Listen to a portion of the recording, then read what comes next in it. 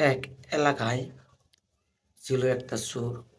তো চোরটা অনেক চেষ্টা করার পরেও চুরি করতে পারতেছিল না। হঠাৎ করে রাস্তাতে যাওয়ার সময় একটা মানিব্যাগ পায়।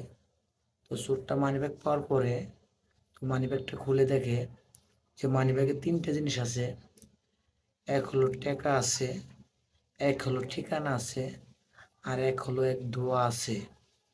তো যখনই মানিব্যাগটা পাওয়ার পরে দেখলো যে অনেক টাকা আছে, তো চোর তখন ভাবলো যে আমি তো সারা জীবন চুরি করি, তো আজকে জিনিসটা যেহেতু আমি পাইছি এটা আমি তাকে ফেরত দেব।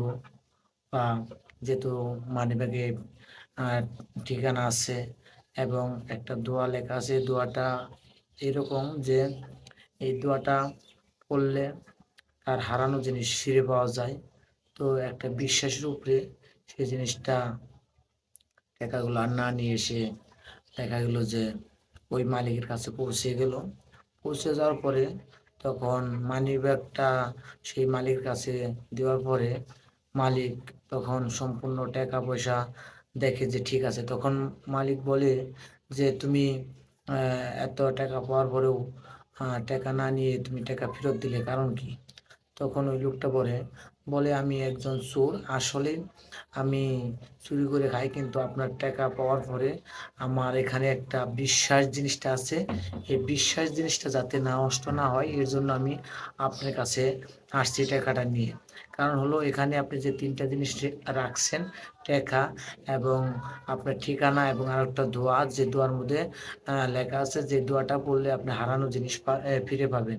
তো আমি যদি এই টাকাটা পাওয়ার পরে যদি আমি এই টাকা যদি আপনাকে না দিতাম, তাহলে আপনি ওই দোয়ার উপরে আপনি বিশ্বাসটা নষ্ট হয়ে যেত। বলতেন যে আমি দোয়া পাঠ করি বা আমার এই মানিব্যাগের দোয়াটা থাকার পরেও আমি আমার হারানো জিনিসটা পেলাম না।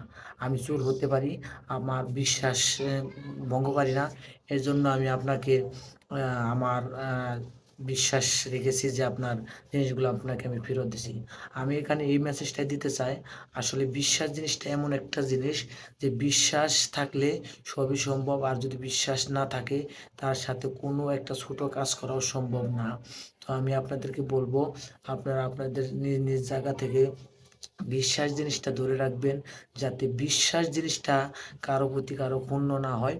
তাহলে আপনি ভালো একটা কিছু করতে পারবেন। বিশ্বাস জিনিসটা এমন একটা জিনিস, বিশ্বাস যদি কারো সাথে থেকে একবার নষ্ট হয়ে যায় বা কারো সাথে যদি সম্পর্ক নষ্ট হয়ে যায় বিশ্বাস, তাহলে ওই বিশ্বাস আর